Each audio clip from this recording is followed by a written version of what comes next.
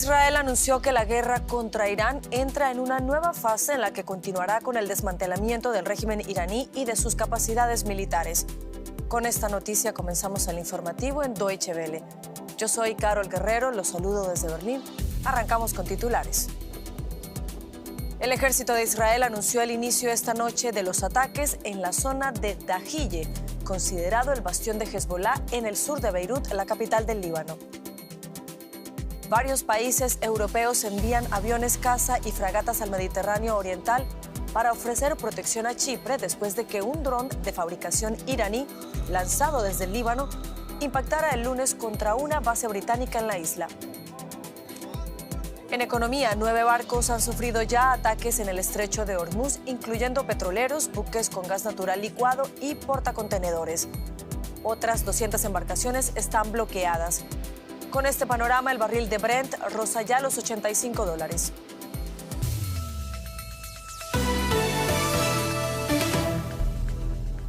El jefe del Estado Mayor de Israel anunció hoy que su país avanza ahora a la siguiente fase de su operación contra Irán, luego de, según palabras textuales, haber llevado a cabo con éxito la etapa del ataque sorpresa iniciado el sábado. Israel también mantiene la ofensiva en el Líbano. Esta noche ha comenzado el operativo en los barrios del Dahiyeh, en el sur de Beirut, una zona considerada bastión del grupo terrorista Hezbollah. Aviones de guerra israelíes combaten en 2 frentes.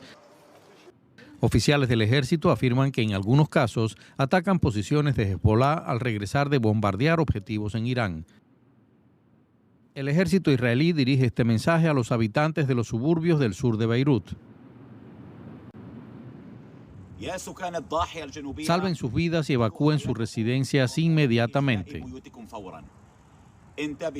Cualquier movimiento hacia el sur puede poner en peligro sus vidas. Muchos hacen caso de la advertencia y huyen del bombardeo. Israel quiere crear una zona de amortiguación en el sur del Líbano y sus tropas terrestres continúan avanzando. La misión de paz de la ONU ha calificado esta acción como una violación del territorio y la soberanía del Líbano. La ofensiva israelí sigue a los ataques de Hezbollah en el norte de Israel. El nuevo líder del grupo afirma que no se rendirá sin importar los sacrificios que se requieran. Luchamos para defender a nuestro pueblo, el futuro de nuestros hijos y nuestra patria de los ataques directos contra nosotros y contra nuestro país. Esta lucha no tiene relación con ninguna otra batalla. Lo que queremos es el cese de la agresión israelí estadounidense y la retirada de Israel. La guerra con Irán ha roto el frágil alto el fuego acordado entre Israel y Hezbollah hace 2 años. Ampliamos ahora informaciones sobre la situación en el Líbano con el periodista Joan Cabasés, a quien saludamos a esta hora en Beirut. Joan, buenas noches. ¿Qué detalles nos puedes contar tú sobre la orden de desalojo en los suburbios de la capital libanesa donde tú te encuentras? Hola, ¿qué tal? Bueno, pues os podemos contar que es una orden sin precedentes en las guerras varias ya que Israel ha librado con la milicia libanesa Hezbollah. Para que nos hagamos una idea, estos barrios que Israel ha decidido de repente que tienen que ser vaciados en la mitad, a media altura del país de Líbano, suponen la mitad de toda la población que existe en la metrópoli de Beirut. Es más o menos 1,5 millones el total de esta metrópoli. Pues bien, estos suburbios ahora afectados por estas medidas son más o menos unas 700.000 personas, porque estos suburbios Israel los define habitualmente como el feudo de Hezbollah, pero son además, por supuesto, barrios complejos, con escuelas, con hospitales y con toda una población que ahora no va a contar con los servicios habituales de los que depende. Todo este movimiento de población civil va a abarrotar todavía más los servicios del resto del país, que es un país, recordemos, en unas condiciones económicas muy precarias que a menudo se describen como similares a la bancarrota nacional. Joan, hoy has estado tú en un refugio de desplazados. ¿Cuáles son las condiciones? ¿Cómo es la situación allí? La situación es más bien desesperada. Hoy he estado, como indicas, en uno de los 300 refugios que el gobierno de Líbano ha ofrecido a la población desplazada. Era en concreto uno de los mayores. Había 1.000 familias, un total de 4.000 personas, y estaban en una situación muy inhóspita. Estaban en el suelo, a veces encima de mantas o simplemente sentados en una silla. Ya han estado allí muchos de ellos desde el lunes. Algunos llegan desde los barrios que hoy Israel ha exigido desalojar en el sur de Beirut, otros llegan desde el sur de Líbano. Vemos cómo entre ellos hay distintas opiniones, pero hay una que es mayoritaria, y es que ellos protestan porque dicen que Israel ha estado atacando al Líbano de manera incesante durante 15 meses de alto el fuego, hasta el pasado lunes, cuando Hezbollah por primera vez en este tiempo ha decidido atacar a Israel. Ellos protestan porque perciben que el mundo entero está protestando ahora las acciones de Hezbollah, cuando ellos piensan que no ha actuado de manera suficiente durante el tiempo anterior, en los que el gobierno del Líbano y Estados Unidos principalmente y el resto de la comunidad internacional deberían haber, según estas opiniones, forzado a Israel a retirarse de las partes del Líbano que todavía ocupa y de cesar estos ataques continuos sobre el Líbano, que recordemos durante el alto el fuego han matado a unas 400 personas. Joan Cabasés en Beirut, gracias por estas informaciones. A vosotros. El presidente de Estados Unidos, Donald Trump, quiere participar en la selección del próximo líder iraní, según declaró este jueves en una entrevista con la plataforma de noticias Axios. Insistió en que quiere hacerlo en los mismos términos en que en Venezuela y la elección de Delcy Rodríguez como nueva presidenta interina. El mandatario estadounidense aseguró que no le parece aceptable Mojtaba Khamenei, el hijo del Ali Khamenei, el líder supremo iraní, muerto el sábado por el ataque conjunto de Estados Unidos e Israel. Una asamblea de expertos de 88 miembros nombra oficialmente a la próxima autoridad suprema. Ampliamos ahora informaciones con el periodista José Díaz Briceño, a quien saludamos a esta hora en Washington. José, buenas noches. Como escuchamos, el presidente Donald Trump ha reiterado en una entrevista que está muy satisfecho con Venezuela y que quiere replicar en Irán el modelo establecido ahí tras la caída de Nicolás Maduro. ¿Es eso viable en Irán? Las palabras textuales del presidente Trump fue: tengo que estar involucrado en la designación del nuevo líder supremo iraní. Esto pasa por alto distintos, pues básicamente arreglos de poder que están en ambos países. Por un lado tenemos, como ya bien decías, un consejo de 88 clérigos que escoge al líder supremo iraní a partir de una lista corta de candidatos que pues es redactada por otro grupo secreto de clérigos. Y en el lado de Venezuela tenemos a una presidencia personalista autoritaria en la que básicamente Delcy Rodríguez asumió de acuerdo a las normas como estaban establecidas luego del arresto de Nicolás Maduro por parte de las fuerzas estadounidenses. El presidente Trump, sin embargo, se muestra optimista y hasta el momento, sin embargo, no se tiene noticias de que haya una conversación directa de alguna manera con algún grupo de clérigos para que el presidente Trump pueda hacer valer la voz que él asegura tiene que estar presente en este momento. José, en otra entrevista el presidente Donald Trump habló de cambios de regímenes en el mundo y mencionó a Cuba. ¿Puede mantener tantos frentes abiertos en este momento de guerra con Irán? El presidente Trump está básicamente en una campaña de relaciones públicas para mostrar que su ataque a Irán ha sido exitoso, y es por eso que en esta entrevista con el portal Político él asegura que a la gente le está gustando mucho lo que está ocurriendo en Irán, y a partir de esa frase dice: además, Cuba va a caer. Esto muestra cómo el presidente Trump está buscando métodos de presión en la política exterior estadounidense en múltiples puntos, algo que algunos analistas han considerado aquí se asemeja a esa diplomacia de las cañoneras del siglo XIX. Y sin embargo, hay que decir, tan solo en el conflicto con Irán, Trump enfrenta dos puntos clave que son de preocupación para los estadounidenses. Por un lado, el incremento en los precios de la gasolina a partir de las tensiones en Irán, así como también la preocupación sobre que no haya municiones suficientes para continuar con los bombardeos. Así que el presidente Trump, tan solo con Irán, tiene el plato lleno. José Díaz Briceño en Washington, gracias por estas informaciones. Y el gobierno español se ha comprometido a brindar apoyo militar a Chipre luego del ataque con drones del pasado lunes contra la base británica de Akrotiri en ese país, miembro de la Unión Europea. Esto tras reiterar su oposición a la guerra de Estados Unidos e Israel contra Irán. España enviará a la fragata Cristóbal Colón al Mediterráneo Oriental en una misión conjunta con buques de Francia, incluyendo el portaaviones Charles de Gaulle, Italia y Grecia, para ofrecer protección y defensa aérea a Chipre. Italia enviará además sistemas de defensa antidrones y antimisiles a los países del Golfo que han solicitado ayuda.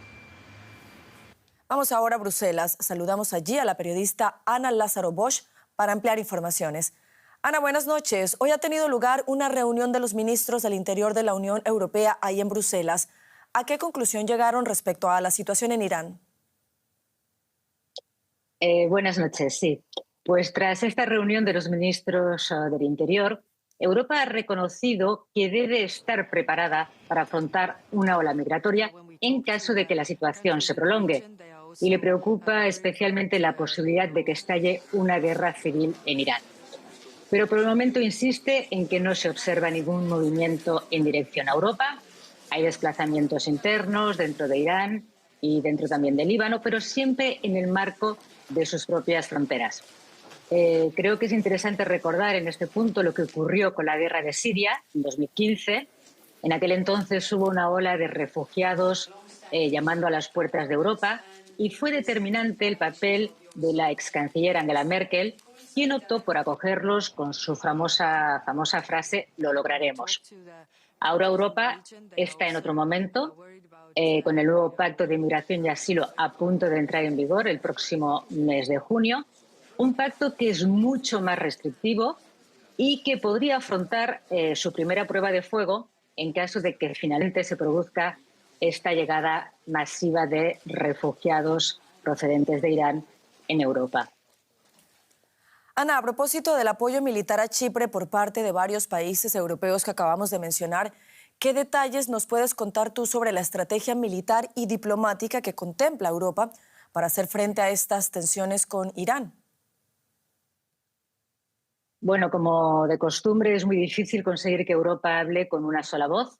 Hay países como España que han sido especialmente críticos respecto al ataque de Estados Unidos a Irán, cuestionando su legalidad internacional, pero no todos se han pronunciado en el mismo sentido.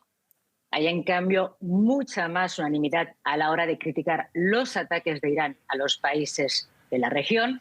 Hoy, precisamente, los ministros de Exteriores de la Unión Europea se han reunido telemáticamente con sus homólogos del Golfo y les han mostrado una solidaridad total. Si nos adentramos en el terreno militar, como comentabas, hay un puñado de países que han empezado a movilizarse, eso sí, solo a nivel defensivo. Es algo que han querido dejar muy claro. Están liderados por Francia, que ha enviado su portaaviones, el Charles de Gaulle, y también participan Países Bajos, Italia, España y, por supuesto, Grecia. Están dispuestos a desplegar medios navales en torno a Chipre y, según han dicho, se trata de una operación de disuasión y de preparación, en ningún caso ofensiva, es decir, no se suman a los ataques de Estados Unidos y de Israel. Se trata, en cambio, de una reacción al ataque que el pasado fin de semana efectuó Irán a una base militar británica situada en esta isla del Mediterráneo, que es importante recordar forma parte del territorio de la Unión Europea. Ahora habrá que ver si hay otros países que se suman a esta iniciativa. Pues estaremos muy atentos a eso. Ana Lázaro Bosch, gracias por estas informaciones desde Bruselas. A vosotros. La escalada del conflicto entre Irán, Estados Unidos e Israel ha provocado una ola de repatriaciones de ciudadanos extranjeros en Oriente Medio. Alemania evacuó a unas 250 personas vulnerables desde Omán en un vuelo especial que aterrizó en Frankfurt. España también repatrió a 171 ciudadanos atrapados en ese país en un avión del Ejército del Aire que llegó a la base de Torrejón de Ardoz en Madrid. México, entre tanto, informó de la evacuación de 279 ciudadanos desde Israel, Jordania, Emiratos Árabes Unidos, Líbano y Qatar. Otros países también han puesto en marcha operaciones similares. Washington asegura que más de 9.000 estadounidenses ya han abandonado la región desde el inicio de la ofensiva contra Irán. ¿Tendrá éxito esta guerra contra Irán sin tropas sobre el terreno? Muchos expertos militares afirman que es imposible ganar una guerra solo desde el aire. El presidente Donald Trump aseguró desde el inicio de su mandato que acabaría con las guerras en las que está implicado Estados Unidos. Por eso, los analistas especulan con que podría buscar fuerzas terrestres de otros países. Reportes recientes apuntan a contactos de inteligencia estadounidenses y los líderes kurdos. Tareas de limpieza y retirada de escombros en Erbil, uno de los lugares alcanzados por drones y misiles iraníes en la región autónoma del Kurdistán, en el norte de Irak. Estas imágenes captan el momento en que el dron impacta. Vi llegar el dron y luego explotó. Salté y traté de esconderme, pero entonces me impactó por la espalda. Irán afirma que atacaba a fuerzas separatistas antiiraníes en la región. Los kurdos son un grupo étnico sin un estado propio. Miles de combatientes de grupos armados kurdos operan a lo largo de la frontera entre Irak e Irán. Los líderes regionales del Kurdistán insisten en que no participarán en ninguna escalada militar. Pero al menos un líder kurdo en Irak cuenta una historia diferente. Hemos preparado todos los escenarios de guerra y ante la situación actual en Irán estamos listos para entrar y desempeñar un papel protagonista. Hay reportes de que el Mossad y la CIA estarían considerando recurrir a militantes de varias facciones kurdas iraníes para liderar una ofensiva terrestre contra Teherán. Hubo en efecto llamadas telefónicas entre Trump y el presidente del Partido Democrático. Esos no son solo rumores. Pero la Casa Blanca niega que esas llamadas hayan tratado sobre ayudas para que las milicias kurdas lideren una ofensiva contra el régimen en Irán. La administración Trump presuntamente está considerando armar a las fuerzas kurdas con la esperanza de inspirar un levantamiento popular en Irán. ¿Puede comentar esas informaciones? Puedo comentar que el presidente ha mantenido numerosas llamadas con socios, aliados y líderes de la región de Oriente Medio. Sí habló con líderes kurdos respecto a nuestra base en el norte de Irak, pero cualquier informe que sugiera que el presidente ha aceptado un plan de ese tipo es completamente falso. En campos de entrenamiento de milicias kurdas como este en el norte de Irak, los combatientes se preparan para la lucha. Irán les ha advertido que no pasen a la ofensiva y que no tolerará lo que denomina grupos separatistas. Y ya nos acompaña Paco Furió, lo que quiere decir que llega la hora de la información económica para hablar de las noticias no tan buenas que llegan desde el estrecho de Hormuz, Paco. Pues así es, Caro. La Guardia Revolucionaria de Irán habría atacado a varios barcos en esta zona, entre ellos un petrolero frente a la costa de Irak. Noticias que hacen aumentar la preocupación sobre cuánto tiempo durará el bloqueo de una ruta por la que pasa el 20% del crudo que se comercia en todo el mundo. Desde que comenzó el conflicto, 9 barcos han sufrido ataques, según informa la agencia de noticias Reuters. Unos 200 estarían bloqueados dentro del estrecho de Hormuz, incluyendo petroleros, buques con gas natural licuado y portacontenedores. El conflicto, que dura ya 6 días, podría convertirse en un serio problema para el mercado del crudo. Trump ha dicho que si fuera necesario, la Marina estadounidense escoltaría a los petroleros, pero de momento Washington no ha dado más detalles. Lo veníamos advirtiendo estos días, estamos ante una situación muy volátil y hoy los precios del petróleo vuelven a subir. Vamos hasta la bolsa de Frankfurt. José David Navarro, muy buenas. ¿Cuánto sube hoy el crudo y el gas en los mercados? Hola Paco, ¿qué tal? Pues sí, cambio de ánimo aquí en los mercados por la volatilidad que estamos sufriendo. El mercado del gas ve como el precio de referencia aquí en Europa sube de los 48 a los 50 euros y el precio del barril de Brent, que es el que se utiliza como referencia en el mercado del crudo, ha subido hasta los 84 dólares. Todo este cambio que se ha producido tan rápido y que estamos viendo en los últimos días se está ya reflejando, Paco, en los precios de las gasolineras aquí aquí en Europa está aumentando el precio de la gasolina y del diésel. Estamos en una semana, como estábamos comentando, muy volátil. En la jornada de hoy, especialmente por las noticias que nos llegaban de que Irán habría atacado al menos un barco, como adelantabais, frente a la costa de Irak. También ha habido noticias del ataque a un barco frente a la costa de Kuwait. Y también, Paco, en medio de la incertidumbre, porque ayer teníamos la noticia de que Trump dice que podría escoltar con la Marina estadounidense los petroleros en el estrecho de Hormuz, pero no se han dado más detalles. Estas subidas que hemos visto hoy en los precios del crudo vuelven a afectar a las aerolíneas, que siguen desangrándose. Caen hoy más de un 3%, por ejemplo, Lufthansa o el grupo IAG. Bruselas dice que no hay riesgo para el suministro, pero Putin ha lanzado una advertencia. Podría cortar los envíos que todavía hace Europa de gas. ¿Qué puede significar esto? Bueno, ha sido una importante noticia, Paco, sobre todo considerando que en el 2025 la Unión Europea todavía importaba el 13% del gas que aquí se necesita de Rusia, sobre todo de gas natural licuado. Putin lo ha dejado caer como una posibilidad de que, aprovechando que Europa, decía él, de todas formas va a cortar las importaciones dentro de poco, aprovechar el momento para vender más a Asia. Una forma que tendría Rusia para presionar a la Unión Europea en este momento especialmente difícil. Europa podría conseguir el gas de Estados Unidos o de Noruega. No es tanto el problema o el nerviosismo por la capacidad de suministro, sino por los precios a los que ese gas acabarían llegando a la Unión Europea en un momento en el que los datos dicen que las reservas después de este invierno más frío de lo normal en Europa están también más bajas de lo normal. Gracias, José David, desde la Bolsa de Frankfurt. La guerra de Irán amenaza con causar estragos en la economía global por los problemas para la exportación de petróleo y gas. Pero el cierre del estrecho de Hormuz también está poniendo en apuros a los acaudalados petroestados, que dependen en gran medida de la importación de alimentos. Los problemas para recibir esos bienes básicos están poniendo a prueba ahora una estrategia de 2008 para poder asegurar el suministro de alimentos necesarios en el día a día. La carencia no es algo a lo que los consumidores en Dubái y en otras acaudaladas ciudades del Golfo estén acostumbrados. Pero ahora la guerra de Irán no solo está impidiendo que el petróleo y el gas lleguen a los mercados globales, sino también que los países de Oriente Medio reciban los alimentos que necesitan a diario.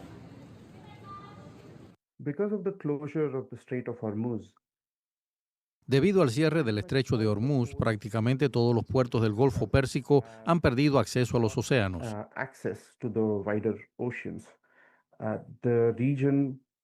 La región árabe, que incluye a los Emiratos Árabes Unidos, Arabia Saudita, Qatar, Bahrein y Kuwait, dependen mucho de la importación en contenedores de bienes básicos, especialmente de alimentos.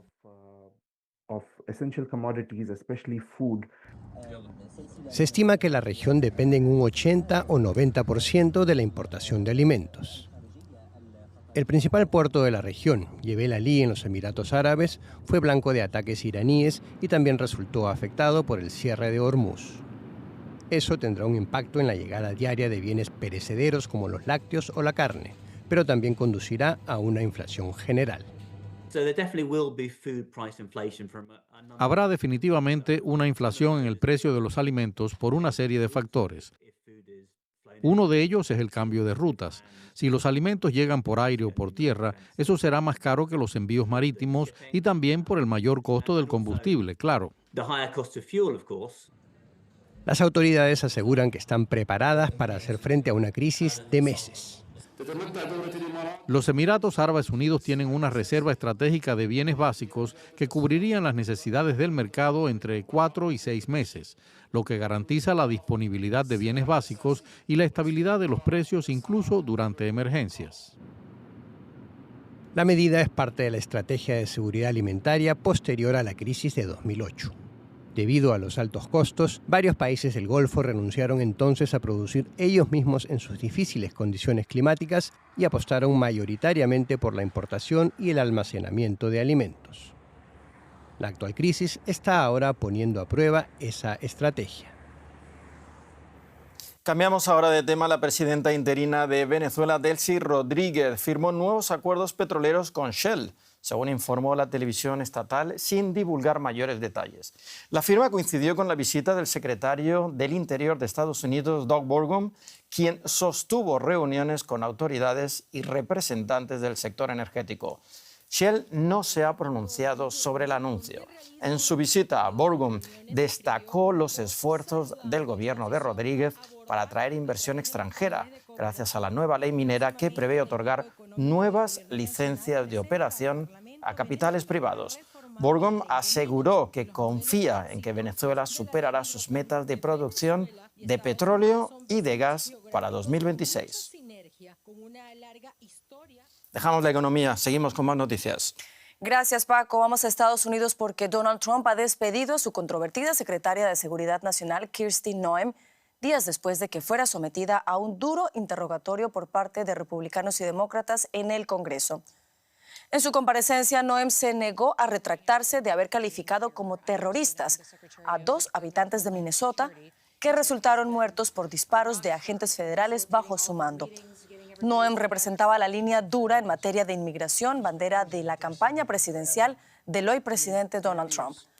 En una publicación en redes sociales, el presidente de Estados Unidos dijo que Noem pasará a ser enviada especial para el llamado Escudo de las Américas, una nueva iniciativa de seguridad.